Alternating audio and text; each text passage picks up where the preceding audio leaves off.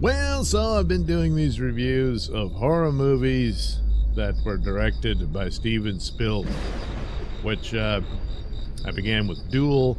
Then there was one I've never seen before called Something Evil. Both Duel and Something Evil were TV movies. Duel was infinitely superior to Something Evil. Something Evil is, it tries. After that comes Jaws, which is, of course, great masterpiece and all that. Well, after that, you get to Poltergeist. Now, he did not direct it, but he was so hands-on that it's largely seen as a Spielberg film, even though it was directed by Tobe Hooper, of Texas Chainsaw Massacre fame. And this would have been this big break for him, because it was a successful film, but it's all Steven Spielberg, and in a lot of ways, poor Hooper got lost in the mix, and this would have been his breakout from beyond, independent or small fare, even though Texas Chainsaw Massacre had such a lasting legacy and all that sort of thing.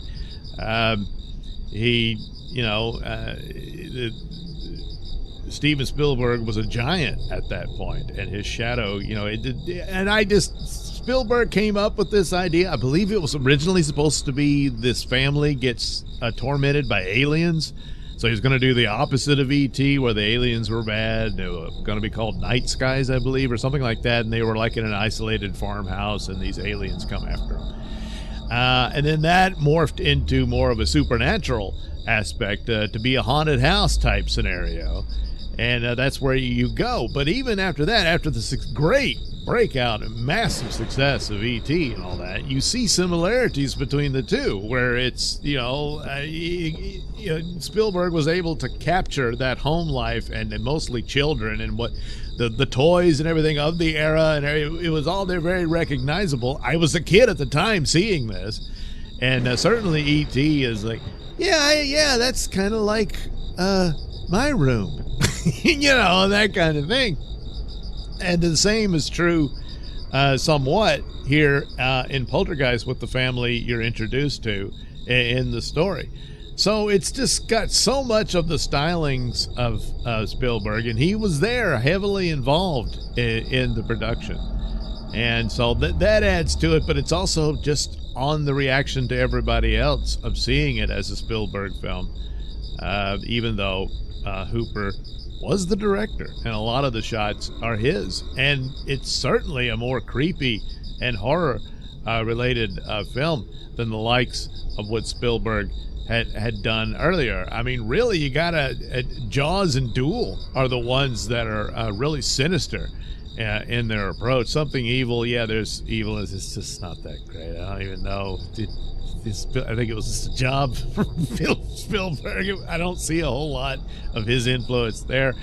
Duel's a different story. You see a lot of direction that he offered there, and framing and whatnot. That's very clever and stuff like that. And you can see, hey, this guy's got skill. This kid's going somewhere. And sure enough, he did. And certainly those abilities helped him on Jaws with the problems that happened with the mechanical shark and all that. But when you come to Poltergeist, you got more of sinister and evil on display. That's probably more Hooper than Spielberg. Just be my guess. But nevertheless, so here you go. You've got this story. At the time, I didn't even know what a poltergeist was, but it does have a cool sounding name to it. But it's a haunted house scenario. You've got this whole planned community of this, suburban looking neighborhood, and it's all cute and everything. You meet the kids and the family and all that. And there's a problem. So right off the bat, evil seeks out the most innocent of the family, which is this young girl, Carol Ann.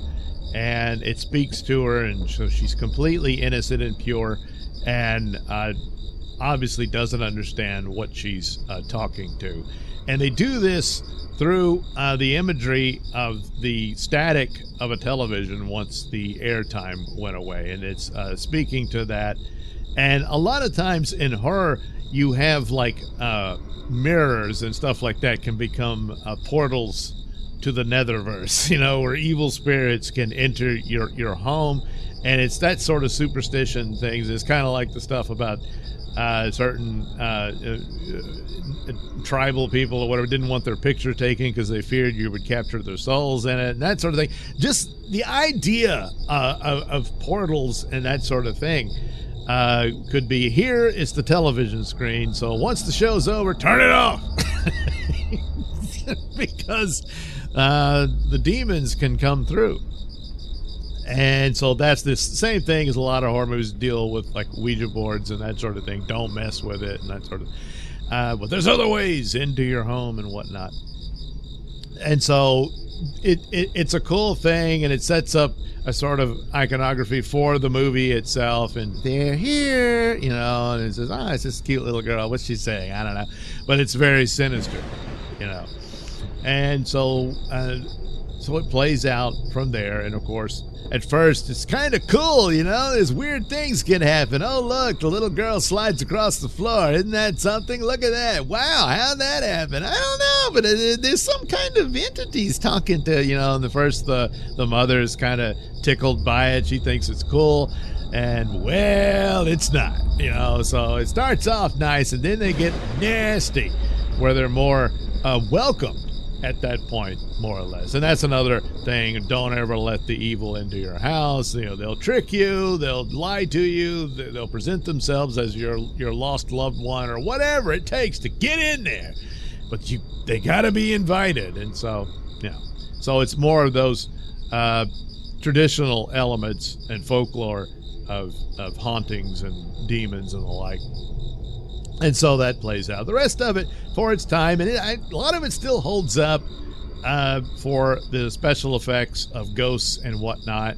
The main scene that really got to me when I was a kid is the guy who rips his own face off. Good. It's got to be the most horrific. I don't think that's got to be Hooper in that, you know. Of course, seeing it now is like, it's this obvious a dummy being ripped up, you know.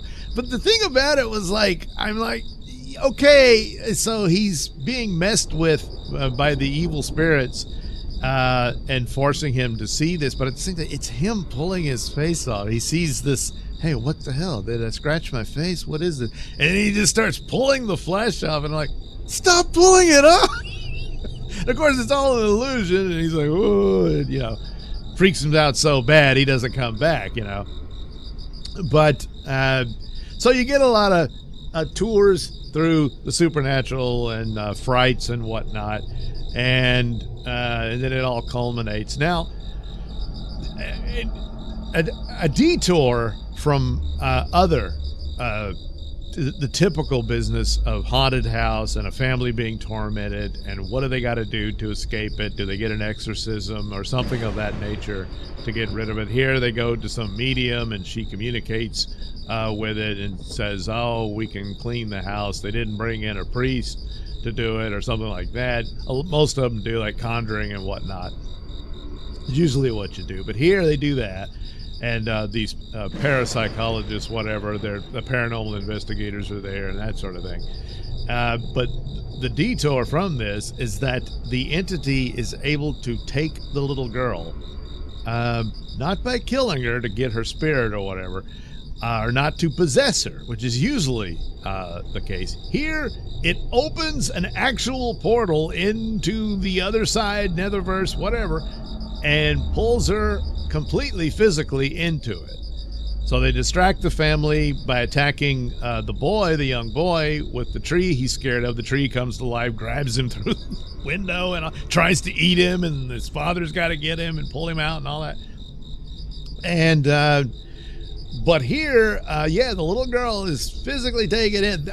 As far as I know, I don't know of any. The only thing that was one of the final parent, well, not the final, they did a new one, but the second to last Paranormal Activity, where the portal is opened, where the girl travels through time or something. Anyway, something like that. But here, I don't know. Maybe there's probably others that have done that, just aren't unaware of them. But for a movie that was, this big, that's the only time I've ever seen anything like that. And I normally that's not how they do it, but they did it. And then they can still hear her trying to talk to them, and she's talking to them through the TV screen and all this. And the family is just completely broken by this, obviously, of course.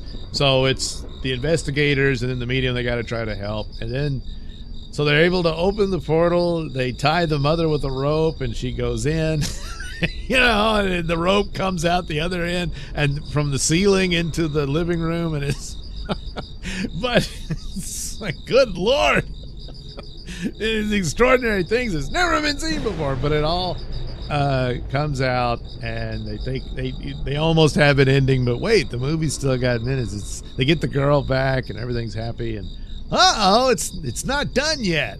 So eventually, what's the problem? Why this particular house?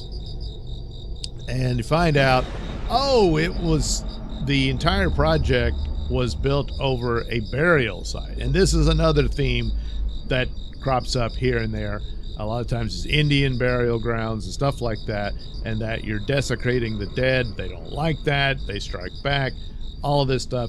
Or, and I certainly hear that it's an evil force utilizing these lost souls to torment, when the actual lost souls just want to go on, to their final reward or whatnot. That sort of thing. And a lot of different films play off on that theme. And so that's the deal. That's the culprit as to what happened. The problem is, it's just the one house. It seems like it would have spilled over in some of the other houses. They're all coming out like, what the hell's going on? And none of them are experiencing any of this. It's just this one house. Unless you just say that one plot, because it's not that big of a plot of land where the house is built on. They're making a swimming pool, and you see that's where the graves are too. The mother falls into it, and then all the bodies come up and everything. But it's a weakness to the film, I think, to that, where the planner and whatnot is all shocked and horrified. He knew that the bodies were still there. They moved the headstones to another plot of land. They thought, look, we're being respectful to the cemetery, but he didn't bother to dig up the bodies and move them to a new place and all that, which still might not have worked. So I would have thought at least some of the surrounding homes, because it's all very close. A few steps and you're in another guy's yard. They would have been experiencing something too. So I don't think it works out completely there. But I don't know. And then the portal, ultimately they escape, they save the girl, they leave, and then the whole house collapses into that portal. It seems like it could have taken a few more houses if it wanted. And that sort of thing. It's all very spectacular. There's a lot of fond memories for it, but it's not without its flaws. And so it's probably a little overkill with that, but they were playing with some spectacular special effects and making use of it.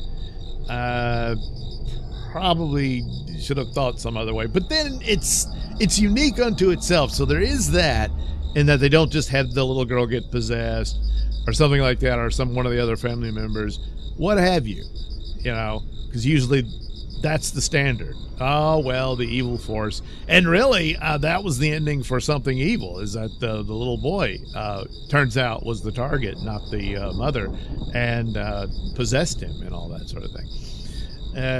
But, it's a part of cinematic history now for what it achieved. And it was in the high tide of Spielberg's reign over the industry at that point, because he was just knocking out one after another.